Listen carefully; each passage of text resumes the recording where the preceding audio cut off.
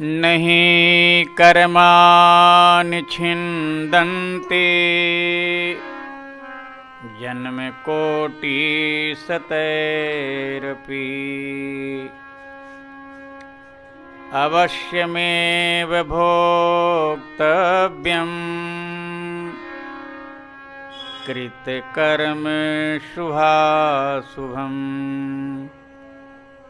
कृतकर्म शुभाशुभम्।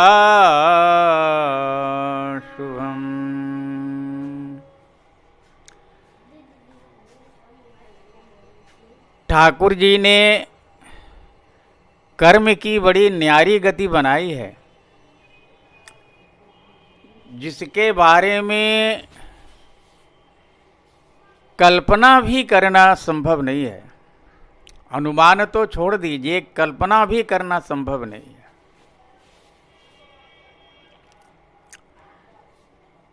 और ये देख करके आश्चर्य होता है कि स्वयं ठाकुर जी जब लीला करने के लिए पृथ्वी पर अवतरित होते हैं तो वो भी इसी प्रकार की लीला करते हैं।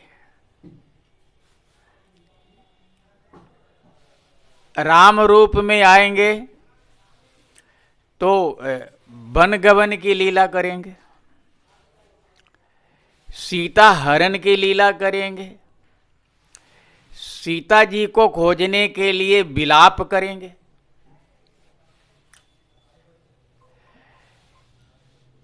द्वापर में जब कृष्ण की लीला करने के लिए अवतरित होंगे तो मथुरा में प्रकट होंगे, गोकुल में जाएंगे। 11 वर्ष तक गोकुल में छिपकर रहेंगे।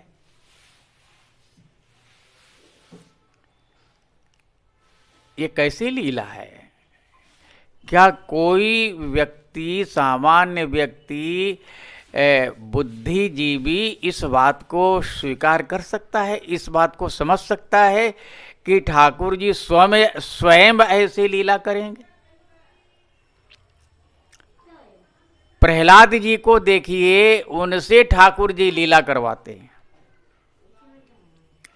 कभी उनको पर्वत से गिरवाते हैं, कभी हाथी के पांव से रौंदवाते हैं, कभी विषधर नाग की कोठरी में बंद करवाते हैं, कभी अस्त्र शस्त्र से कटवाते हैं। आप हनुमान जी को देखिए, उनसे जब लीला करवाना हो तो लंका को जलवाते हैं।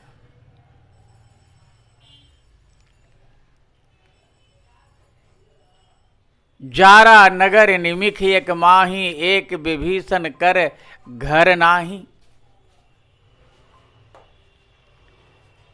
और आश्चर्य ये कि हनुमान जी का एक रोया भी नहीं जलता है। माधव दास जी से जब लीला करवाना होता है तो उसको दस्त के द्वारा समुद्र के पास भेज देते हैं। और जब वो असहाय हो जाता है तो उसी बालू की रेत पर लेट जाता है और ठाकुर जी आकर के उसके वस्त्र साफ करते हैं। करमैती जी से लीला कराना हो तो ठाकुर जी क्या करते हैं? गौना के समय में उनको अपने पास बुला लेते हैं। पति का घर वो जानती भी नहीं है कि कैसा होता है। रत्नावती से लीला कराना हो तो क्या करेंगे? उनको मारने के लिए सिंह भिजवा देंगे और फिर स्वयं नरसिंह बन जाएंगे।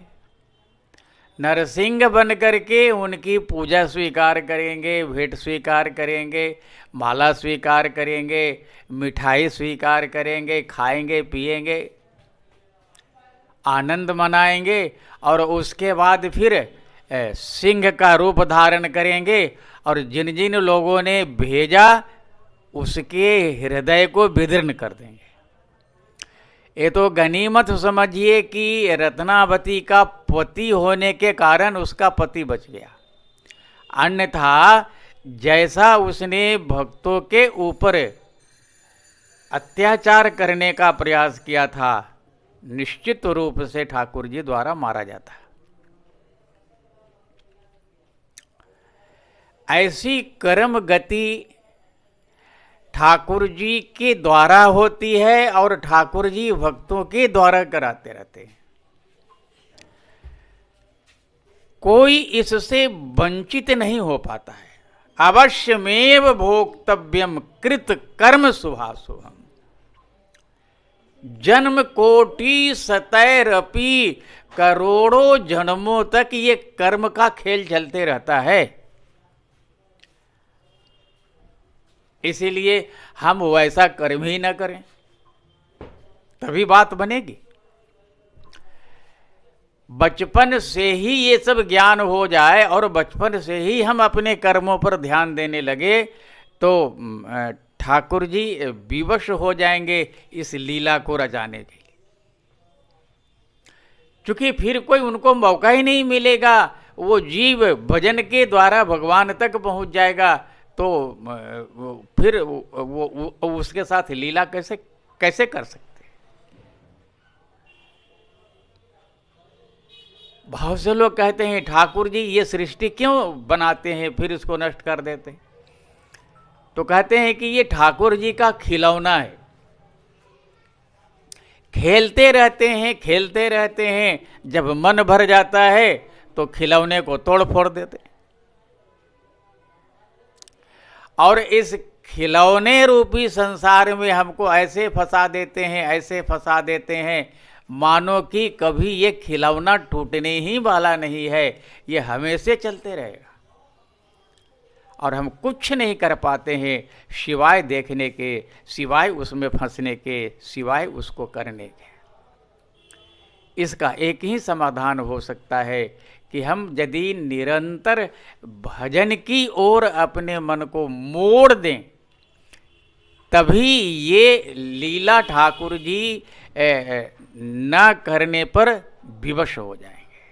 अन्यथा ये लीला करते ही रहेंगे, स्वयं भी लीला करेंगे, दूसरे से भी कराएंगे, भक्तों से भी कराएंगे। नारायण, धन्यवाद।